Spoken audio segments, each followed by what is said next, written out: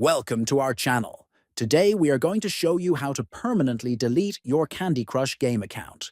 If you've decided to start fresh or simply want to remove your account, this guide will walk you through the entire process, clearly and carefully. First, open the Candy Crush game app on your phone.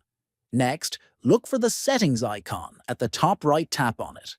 Then, tap on Account and Help. Next, in the Settings menu, tap on Help Deleting. Then scroll down in the Help section until you find the option that says Delete My Account. Once you see it, tap on Delete My Account to continue. Then, the app will ask you to confirm that you want to delete your account.